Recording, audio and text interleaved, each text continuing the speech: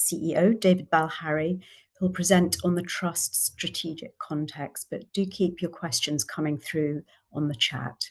Thanks. Over to you, David. Thank you, Wendy. Good morning, everybody. So as Wendy says, I'm David Balharry. I'm the Chief Executive of the Trust, and I'm delighted to be speaking to you today. The picture on the right-hand side of the screen is a struggling willow bush from Schiehallion taken earlier this year. Action has been taken to prioritise a change in its fortunes in 2025, and we can speak about that later. Next slide, please.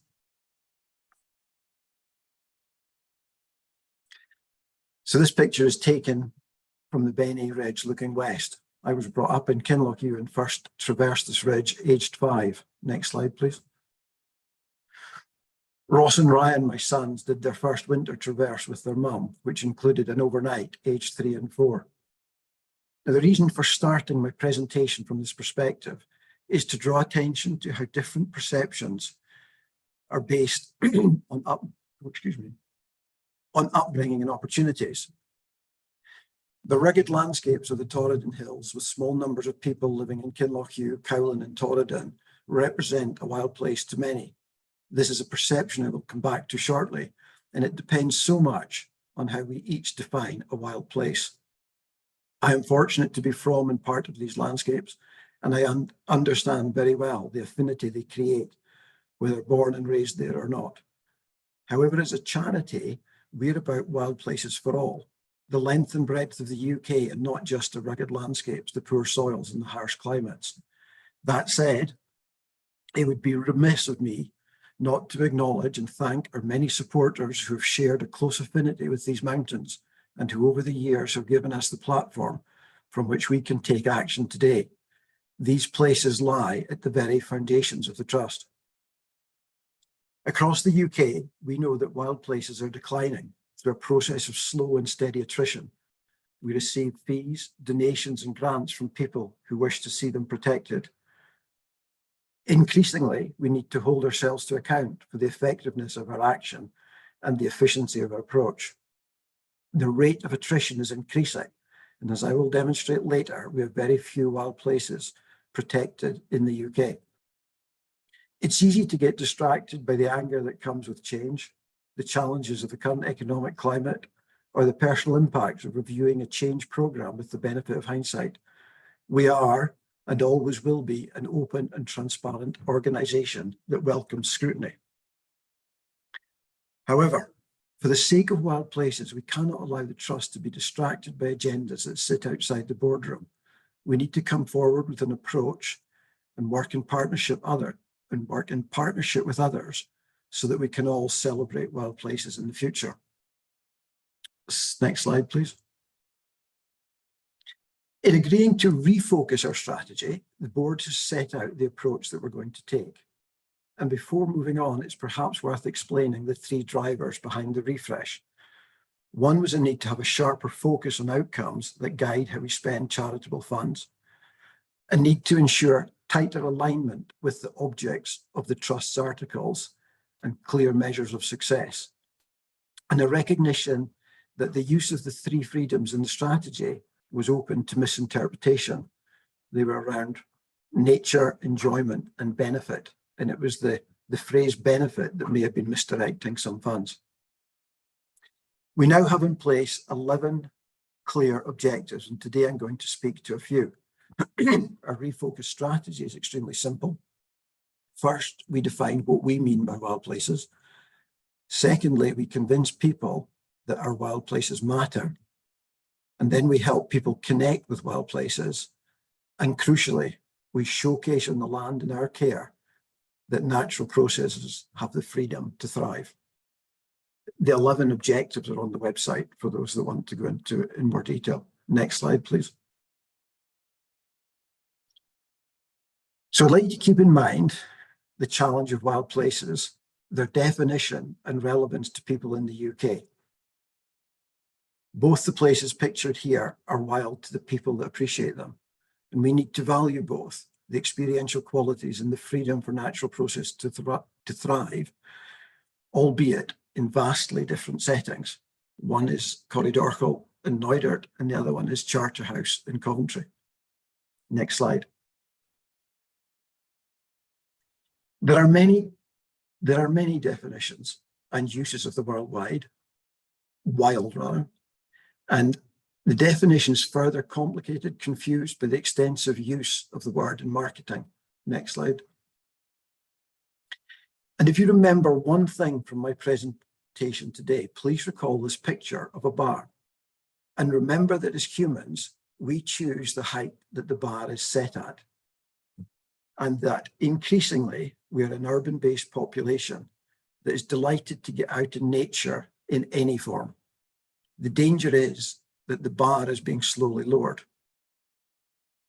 And then consider for a second humanity's relationship with wild over time. As hunter-gatherers, for 2.6 million years, we were part of wild places. For 10,000 years, farmers engaged in reclaiming land. And since 1981, our nature conservation designation system has been primarily based on protecting biodiversity features that exist because of past and present human use of the land.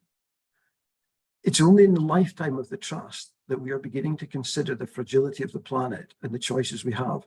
It is only now that we're waking up to the almost complete absence of natural processes in our landscape, and that our formal designation systems make little provision to allow for their celebration. Next slide, please. So let me return now to the remote, rugged areas of low population density and read these landscapes for signs of human intervention. Here we see, I hope you can see through the mist, is the lee face of Neudert. There's a straight line there that represents a deer fence. Above the deer fence, you see a color of a uniform color of a green. That indicates to an ecologist that the grazing density of deer above that fence is in excess of 16 deer per square kilometre. And what that means is that heather just can't survive. So that the overgrazing pressure has removed the heather from the hillside. Below the fence, you see heather. And on a good day, you'd see some of the regeneration, the planted trees coming away. Next slide, please. Here's our farm at Strathayard on Skye. And again, a wild place to many, but where that rainbow strikes the loch, there are standing stones 6,000 years old. And where the loch touches the screen on the right-hand side, there's a broch, probably 1,400 years old. And in between those 2 points, there are many, many signs of humans living in that landscape for 6,000 years, whether it's the farmland, whether it's the commercial forestry, the deep drains, the run rigs, and so on. Next slide, please. And here we have the spectacular environment of standing at the bottom of Blavan and looking up. And for many, for myself included, this is a wild place. It's ominous, it's foreboding in certain weather conditions. But what we have to remember is that on the flanks of Blavan is the grazings, the common grazings of Torrent. These are, in effect, the fields of the crofters that have lived there for a long time. Next slide, please. So, to many of you, this won't be new, and it sits at the heart of two conflicting philosophies, if you like. So, conservation through use being one, and allowing natural processes to thrive being the other.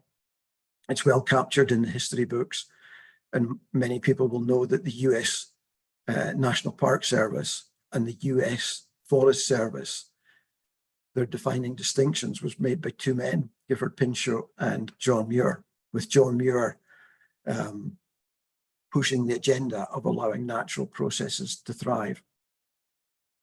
Next slide, please. So far in my presentation, I've used the phrase wild places well over 10 times.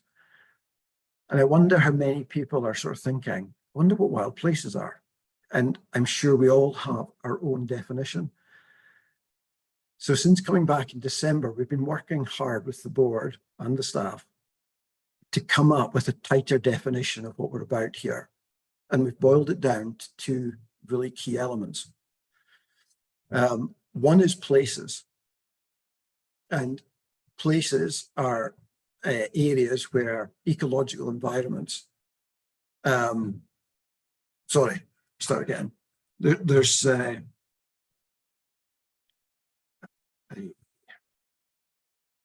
So yeah, I want to go back a bit. There's a pipe band playing outside. It's going to throw my concentration slightly.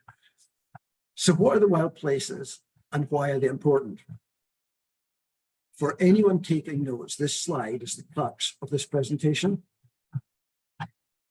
We need to make wild places relevant to everyone, and we can do this using the term as a noun, and also to help us talk about the qualities we experience and value in nature. The same qualities exist across the country and can be measured in ways that allow us to explain experiential value and measure change. So this slide seeks to capture two uses of the phrase wild places. The wild places that we stand for, whether as places where natural processes have primacy or the experiential value of wild in the wider countryside, whichever one you go for, they are all being eroded.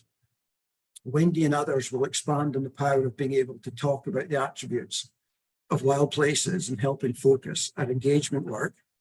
And Isaac will talk about how we're beginning to use this language in the practical land management perspective in the afternoon. Next slide, please. I've mentioned the ongoing attrition of wild places, and this takes many forms, each action by itself seeming of little consequence, while collectively and over time resulting in the loss of something very special. When I was young, 50 years ago, I walked with my father doing eagle surveys and fished the burns and hill lochs of Torridon and Fisherfield. I accepted the land as it was, and I assumed it had always been that way and that it would never change.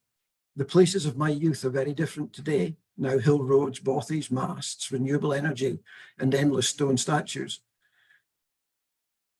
When we go through unexpected change, there's a pattern to our emotions, and they all tend to follow the same pattern. And this happened to me recently in the context of being part of the climbing fraternity on a particular part, which is becoming increasingly popular, called sports climbing. Next slide, please. Again, the slide will be familiar to many, but when we hit unexpected change, the first thing is sort of shock, denial, anger, depression. And all those things hit me when I discovered that sports climbing and the placing of bolts, next slide, please. The placing of bolts into the rock faces was becoming standard practice as a way of marketing climbing destinations in Wester Ross. And for those of you who don't know, a power drill is taken into rock faces, holes are bored, and then stainless steel bolts are put in to provide safety for climbers. These bolts are left there permanently, and many are placed without the permissions of the landowner. Next slide, please. And at a small scale, this sort of thing maybe has minimal effect apart from accumulation over time. It was the scale of that this is happening at in Wester Ross that took me aback. Each one of those red dots doesn't represent the placing of a few bolts. It represents a whole venue for sports climbers.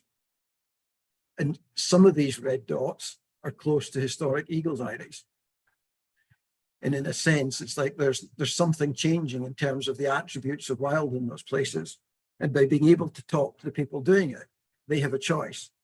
They can take an area that was once pristine and they can bore infrastructure into the cliff face, or they can accept that traditional climbing just might be the way to go in some of those more special areas. Next slide, please. So when we talk about attributes, we don't need to make it overly complex. We can look at nature and we can talk about natural processes and their freedom to occur. We can talk about nature and its integrity in terms of whether you've got many non-native species within the ecosystem. We're all familiar with the visual impacts. Sound impact has a big effect on people's enjoyment of wild places. And there's no doubt that remoteness and accessibility are important as well. And each one of those can be scaled in some sort of scale 1 to 10. Next slide, please. Across the whole of the country, and you've been introduced at previous AGMs to the concept of the biogeographic zones, and it's a really good focal framework for showing that we do care about wild places. And in each one of these biogeographies of the UK, wouldn't it be a great thing to have areas where there were natural processes celebrated? Next slide, please. So that was about the attributes, but when we come to places, we're talking about something slightly different. These are places where natural processes have the freedom to thrive, where, if you like, natural processes have primacy. Next slide, please. So this graph is incredibly powerful because what it shows that in terms of the UK as a whole, if we look at, are there any areas where we've got natural processes free to thrive and they're celebrated as such, measured against the International Union for the Conservation of Nature, against their categories?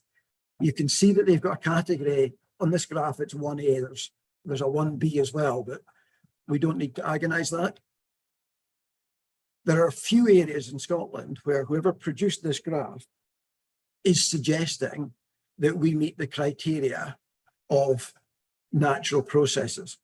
They're a very small number, and indeed I think they're potentially open to challenge, and we'll be saying more about that at next year's AGM. Next slide, please.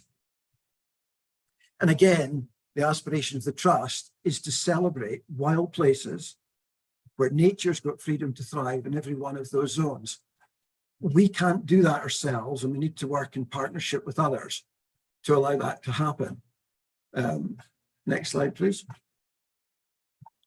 So the question is, can we get that to happen without regulation?